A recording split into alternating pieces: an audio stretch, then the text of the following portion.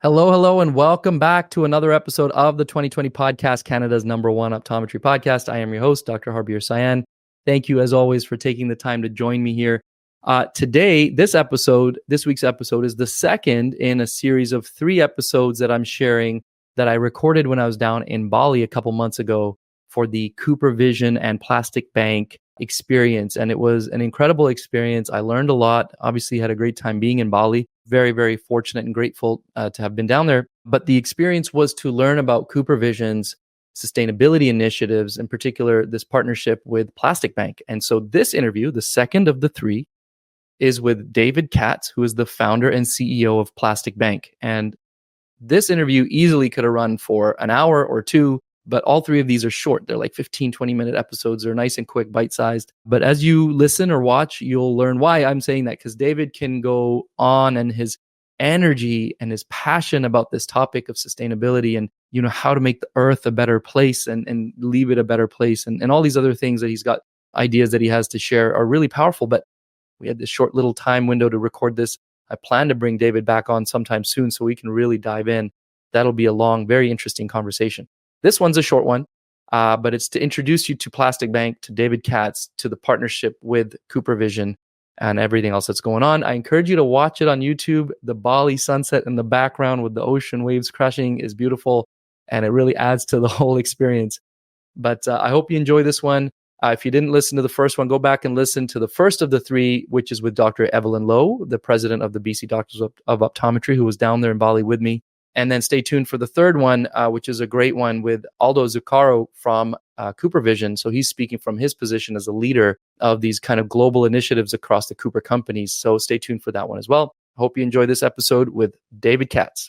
Hello, hello, and welcome back to another episode of the 2020 podcast, Canada's #1 optometry podcast. I am your host, Dr. Harbir Sayan. Thank you so much for taking the time to join me here, guys. As always, to learn and to grow. I appreciate all of the support. And as always, I'm going to ask a quick favor right off the top, which is, if you get some value from this, please do share it. Send a link to a friend, put it on LinkedIn, take a screenshot, put it on Instagram, whatever you do. Please get the word out there, because I have an incredible guest who has an incredible message to share. And I want to make sure as many people as possible are hearing this message. Before we get into it, my wonderful guest is David Katz, who is the founder and the CEO of Plastic Bank. And this is the entire reason we're here. We are here in Bali, Indonesia. If you're watching on YouTube, you're going to see this beautiful backdrop and the beautiful sunset. We're in Bali, and I want to say a big thank you to CooperVision for bringing me out here to have this discussion with David, because of this partnership and collaboration that CooperVision and Plastic Bank have created, and this initiative that CooperVision has to promote sustainability in eye care. So big thank you to CooperVision, and a big, big thank you to David. David, thank you so much for being here. Beautiful to be here. Thank you. So David, let's start with a quick introduction of who you are and what is Plastic Bank, just so that the listener and the viewer really gets to understand what we're doing. It's important to express that I'm just some dude, first off. And I think it's important to express that because I'm going to tell you and take you through the journey of what we've created in the world and the tens of thousands or hundreds of thousands of people that we affect. But I don't want it to be in a way that people have to think you've got to be something special or unique to make change in the world, because that's not the case. It's available for everyone. Right. And I express, again, I'm just some guy, barely a high school education, grew up on an island on the west coast of Canada, grew up in Victoria. And it's emerged as an opportunity for the world to collect and transact all material as currency, as money. I give the paradigm in this. If every piece of packaging you saw, every piece of plastic packaging that is ultimately flowing into the ocean was easily exchangeable for $5, right, would we still see plastic flowing into the ocean? It's a very good question. No. Right. Yet we want to vilify the plastic and say it's the plastic's fault where it's ours. For some reason, we think that the plastic is below us and it's valueless, but it's our paradigm. It's the way we see it. We've now created a beautiful global collection ecosystem. We affect a few 100,000 people that collect and transact the material as money, that gives them financial inclusion and access to tools like credit worthiness, where they can borrow money based on the plastic they've collected. And we give 0 interest loans to the world's poor, using the plastic and their collected plastic to substantiate their reliability. And then the plastic we collect, we return back to circularity, where it goes back into packaging. In a nutshell. That's incredible. There's so much more. Of course, and I'd like to, today's conversation, I know we may not be able to dig in super deep, but we already talked about the fact that, I'd love to have you back on and go as deep as possible, as long as possible. Yeah. But I just realized from what you're saying, the name Plastic Bank, you're creating a currency, almost a brand new currency out of plastic. Correct. And created. You have created, exactly right. And so that's incredible. How do you go about putting a value to something that we have up until now considered valueless? When we look at even credit worthiness, you see, when you collect material consistently and you have the ability to borrow, let's say in the event of a life-altering event, and you have a sense of security and stability and pain, fear, insecurity were alleviated. Well, it was the plastic that created it. You received alleviation from fear and pain. What's the value in the material now? It's huge. So it's not necessarily the material itself, but what it gets. It's not even the money, but it's what it gets. Right. When you can exchange plastic to pay for your children to go to school, which you didn't have access to before, what's the value of that? That could be the end of poverty. How do I value the end of poverty? You see, I gave access. That's incredible. So tell us a bit more about Plastic Bank's presence. Where around the world? I mean, we're here in Bali, Indonesia. Are there other locations? Yeah, we started off in Haiti. Now we've had to divest of Haiti because of the sheer instability and anarchy that's occurring there. And we came to the Philippines, the tens of thousands of people we work with there. Then we came to Indonesia. We went to Brazil. We went to Egypt. We have licensing partners in Cameroon and Thailand. And we continue to grow around the world.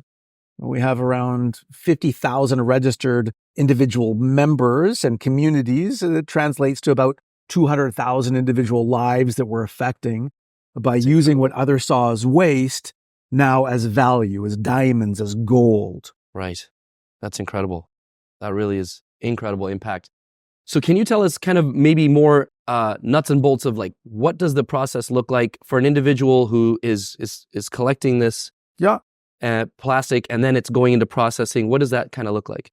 Gig economy model, kind of like an Uber or anything else. I mean, I don't like using Uber's example, but it quantifies it. Yeah, right. And so you can either take it as a full-time opportunity or just collect your household material. Oh, okay. Or if you want, you go create a route, or you go restaurant to restaurant. Or if you're the restaurant itself, you're an account and all the material that comes in, you have the ability to then take it to a Plastic Bank location. Right. Where the material is weighed, the value is established, and value is transferred through a blockchain banking application into your account. Really? Wow. So it's free of robbery and diminishment of the poor, where the poor know the value that they're getting. They know how much money and it's automatically there. Now they have a savings account, which as well is a paradigm shift. Right. Because now I have something where I didn't have before. I only had from day to day, but now I can actually save. Right. Now, many of our collection locations around the world, and with hundreds and hundreds, many of them are schools. Okay. We teach the school about the entirety of the program, about the biodiversity. We talk about plastic. We create curriculum that teaches the children. And we also teach the children to teach the parent. Because the school is the Plastic Bank collection location.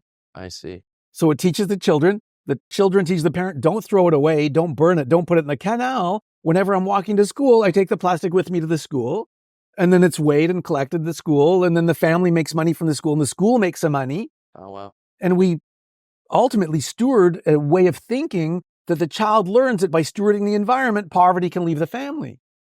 What a beautiful message. That's incredible. So see, that's the self-perpetuating gift of the thinking behind all of it. Absolutely. And I think in that there's a mindset shift that us coming from, the West and not living in poverty and growing up in an entirely different state and mindset, to be able to understand that you're taking potentially somebody out of poverty, you're giving them a bank account, which they've never had. I'm not giving anybody anything. Let's be clear. People earn it. They substantiate it. They are themselves. Nothing is given. Right. I think it's a distinction. Sure. Because you can't donate the end of poverty. You create a condition where poverty can leave the person. Right. And often poverty leaves the person when they see themselves not as someone that's impoverished. That's the beginning. Right. That's, if anything, that's what we do. That's We incredible. create the state of a new awareness. Right. Absolutely. And so from that collection then, as far as processing goes, what is that kind of, I know we are going to be kind of seeing some of that, Yeah. the processing. We're going to be collecting some of the waste and going to the Yes. processing plant. If we could describe for the person who's listening here, what that might look like. Well, it goes from the collector, the household, and bring it to the school. The school may be an aggregation location. And from the aggregator, it'll go to the processor, someone who will take the material and add additional value. So at the school, it may be segregated by type and by color and things like that to add even more value. And then it's transported to a processor who will flake the material or even just bale it and get it ready as a raw material or make it exportable. I see. It's a very simple process. And then once it's at the processor, they've created a raw material for others to use the material back into packaging. So if you could give us some examples of what sort of end products these materials will go on to. You mentioned packaging. Is that the chairs, Okay. pillows, bottles, glasses. I was just going to ask you about glasses. It's like, Are we it's talking like glasses that we drink of or things. glasses that we wear? So there's some brands that do that as well. Yeah. Or like if you like window cleaning, a giant broad range of products around the world. That's amazing. It's remarkable. And so, but even bigger still, because really what we're talking about is not the conditions of climate change, because everyone wants to talk about climate change. It's the same condition of plastic. What we need to be talking about is business change. Because it's business that got us into a conversation where we've even got to talk about climate change. You see, it's another one of these, the problem is out there when it's right here. So when we talk about business change, then it becomes accessible because what can I do as an eye care professional that makes the change? Yes. That's ultimately what we do. We've created a space for every eye care professional in the world to say, I'm making the change. Everyone gets to be a part of Plastic Bank. That's why you're here in the end. Because you get to, in your practice, in your way, be the conduit, to be the tribe, to be the place where everyone that comes into your location, they change the world through you, with you. You're the tribe. That's what we're doing. We're creating a community in the world, a tribe. Who's coming to save us? Anyone? Is government coming to save us? Is big business coming to save us? Who's left? Us. That's what we're doing. Us, you, anyone who's watching, us. That's what we're doing. We are going to make the change collectively because nobody else is coming. Absolutely. That's what we've provided. More than anything else, accessibility, purpose as a tool so that you can implement it in your business and be purposeful in it. That every time someone comes to visit you, the world changes. Everything that you're witnessing here, this is the product. This is what occurs when the world comes together. Mm-hmm. That's the opportunity of your podcast here. Yes. Build tribe. Build a tribe. What message do we want? So the end user of this or the end consumer of this podcast, mostly people in the eye care industry, primarily optometrists. People like us. They're all people. Yeah. But specifically in this setting, let's say I'm the optometrist on the other end listening to this. What action should I take or would you like me to take that would support this and help to build You join the tribe, you create a space, you work with us with a beautiful retailer opportunity that allows you to be purposeful in your company, and we give you everything that you need so that you can collect tribes so that everyone that comes into your business, the world changes. So you work with us, we become a tribe together. And how would they go about that? What's the first point of contact? PlasticBank.com is the first point of contact. That is for sure. Engage me. I'm David at Plastic Bank. If you know the biblical story, David and Goliath, I'm David fighting Goliath. So you now know how to find me. Love that. You reach out, you be a part of the solution and not the pollution. Solution, not the pollution. That's amazing. That's amazing. What can we say about the partnership with Cooper and Plastic Bank? Look, CooperVision is such a power. This is the beauty of CooperVision is because they recognize that the next generation of business, the next generation of consumer is now in the purpose economy. And they want to powerfully participate in change. Yeah. People don't care. Number one, they don't care what you do. They care why you do it. Yeah. And they're powerfully a part of that tribe. So when I talk about tribe, the next generation of consumer wants to do business that causes change for the good. Yeah. They want to be a part of purpose. Yep. And so if you want to truly draw on a next generation of customer, which is what you got to do or else you're out of business, right. You got to be focusing on the next generation. The next generation wants purpose. They want to participate and they want to know that when they spend their money somewhere, things get better. Right. That's the idea. And so it behooves everyone to be in a place to create purpose and create a tribe and create a space for that generation that wants to make change, the space to do it.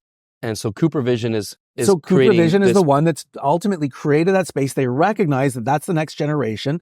And they've in this partnership, in the invitation, know that for everyone who's a CooperVision partner in the end, that they want to make the space for them to be a part of the tribe that changes the world. Because they know as well, no one else is coming to save us. They have been bold enough, courageous enough amongst the hundreds or thousands of other big companies to say, no, let's make change. Yeah, I love that. That's incredible. Given the short amount of time that we have, I would love to dig more into that. But what other final message perhaps would you like to share with the somebody who's listening and watching here? I think that really from an environmental standpoint, recognize that every time you buy something, you vote. Every time you participate with something, you're voting. If you buy something that degrades the environment, you're voting for the degradation of the environment. Every time you buy something that promotes circularity, prosperity, goodness for the world, that's what's going to be occurring, period. Be aware that you are powerful, that the generation after you is powerful. We've never been on a greater precipice of change than we are today. Recognize the power you have to be the change. Don't wait for anyone else. I love that. What an incredible message. That's the best way to end this conversation, but I know we'll have more to talk about next time around. Thank you so much, David, for doing this. I really appreciate it. It was a lot. Very powerful in such a short period of time. So much more, So thank you. And again, once more to Plastic Bank, to CooperVision for having us here to learn more about this, to experience this partnership. Can't wait to get out there and actually be in the mangroves and then go to the facilities and all of that. Thank you to everybody who's watching and listening to the 2020 podcast, Canada's #1 optometry podcast. We'll see you guys in the next episode.